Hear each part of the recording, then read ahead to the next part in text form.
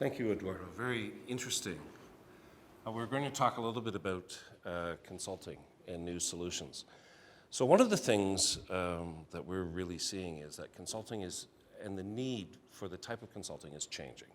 And part of it is because of, well, you heard part of it, it's because of millennials. Part of it is because of the way that you engage, and part of it is also how you engage with people when you're talking about digital solutions. So an awful lot of the change curve is now being dependent upon deployment of an IT or a solution that is changing the way that people make decisions and how they work together. That's actually a challenge for consulting. I'm pressing the little green button. So we're talking about change management. I'm just going to zoom through this a little bit. This is maybe a show of hands. How many people have participated in a positive change journey? Show of hands. We've got several. That's good. Negative change journey? Oh, almost the same number of people. These people here have not gone through a change journey. These people here are well experienced. That's great. It's sort of interesting how you've divided yourselves.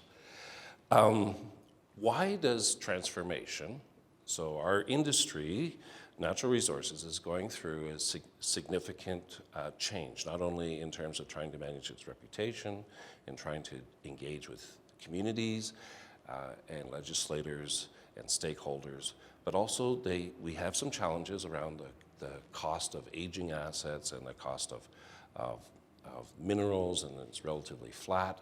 So now a lot of organizations are now starting to look at how do we collaborate? How do we use IT? How do we use some of the fantastic, programs like, what we've been hearing about today?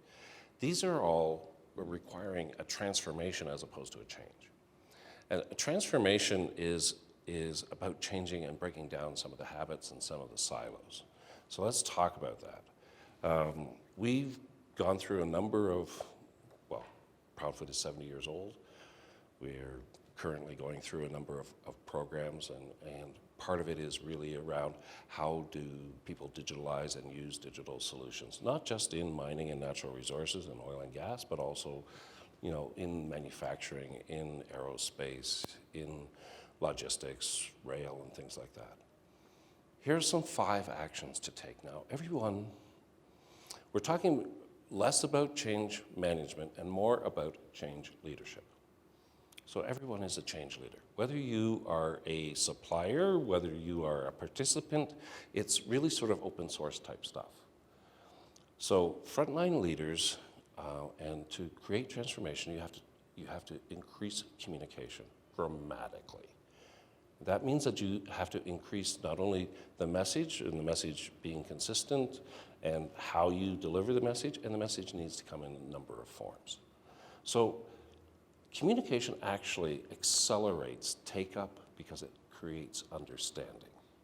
So consulting has to change a little bit in that it needs to be focusing much more on how are we communicating the change, and how are we talking about what's in it for you, how is it going to help, what are we going to do differently? Enabling participation. So the previous concept around change management was that there are going to be people that are resisting change. Yes, absolutely, there are people that resist change. But the majority of people are relatively neutral about change. And they're saying, okay, well, I'm open to the idea and I'd like to participate. So one of the challenges for not only change leaders, because now we're not talking about change management. Change management is almost like the activities that you have to manage in order to go through a change process. Change leadership is actually doing those activities. One of the key activities that all change leaders, and we're talking frontline leaders, so these are people that are engaged with the groups that are doing the task, frontline workers and employees, talking about enabling participation. So this is less of a directive, this is what we're going to do differently, and more of, here's the objective, let's talk about how we get there together. The sequencing of change counts. So one of the things that we really stress when we're talking to people that are preparing for change and designing a change solution is speed. So If it takes too long, it gets boring. And it's really actually very difficult to do. So try to compress it, and try to sequence the change into smaller steps as opposed to long term, it's going to go on forever. The next thing is give opportunity. Give opportunity to participate. And we talk about going heads up, which is getting your head out of the device, but it's also meaning talk to other people and engage with other people. Each level in the organization plays a part, but not all the parts are equal. So this is not necessarily talking about effort, and it's not necessarily talking about contribution. What it's talking about is that it's really communication and where we are. So we actually don't want senior management involved in day-to-day activities. We want the responsibility to get pushed down, and that's the responsibility not only for change, but also change leadership. We want that to be pushed down to within the organization.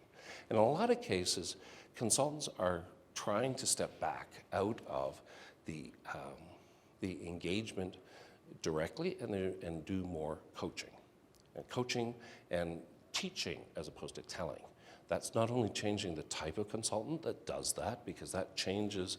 You have to have some life skills, you have to have some emotional intelligence, you have to have some empathy, and so that's changing the type of consultant, and it's also changing the type of consulting.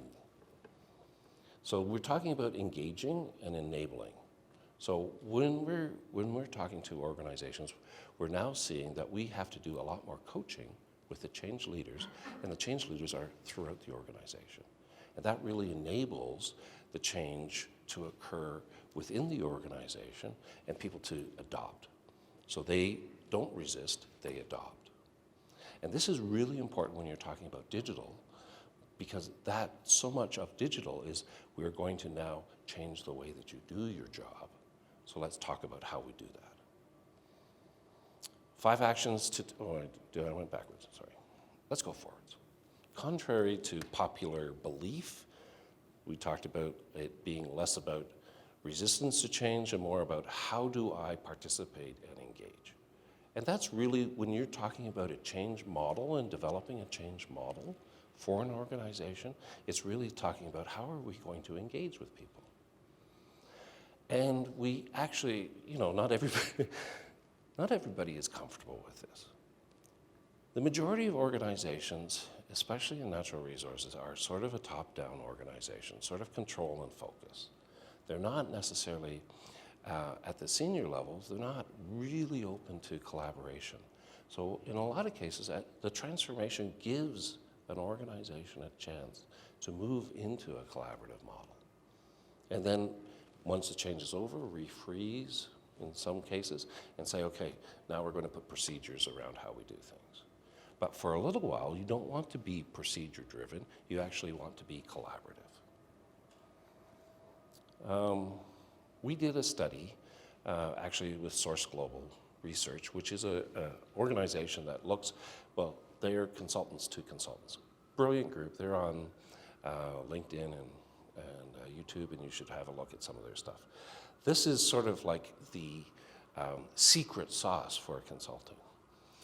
We commissioned a study for them, and it talked about creating lasting transformation. So here's the big issue about organizations that are going through a change program. Sometimes it's too long. We talked about how that creates pain as opposed to, creating joy.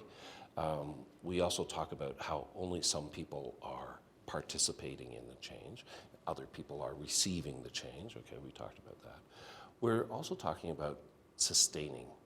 So sustaining results, the two really important things that consultants and organizations need to learn is that we need to absolutely be able to declare success, but that we want that success to be real. So when you're creating change and when you're creating transformation, what you really want to be able to do is have a measurable result that everybody can look at. Like, for instance, the result with the 17% reduction in downtime. You want that measurable. You want that big. You want it up there so that people can see that and they can go, okay, that's right. That's why we're doing it. Okay. So part of creating the change is how you do it, But also at the end, when you're starting to give the recognition, you really want people to be able to say, hey, okay, I see, we have a win. And that win helps sustain the improvement. So many of people are talking about, well, we've gone through a change program, but we didn't sustain the results. Okay, so that's partly how you designed your change program, but that's also partly how you communicated your results and talked about how that is now a platform for the next step. So here we are talking about help people to understand what the change is. These are the important parts. Help my confidence to increase by allow me to participate and give me some recognition. Leverage my commitment. So you're always talking to people about, what's in it for them, because then you want them to be able to commit.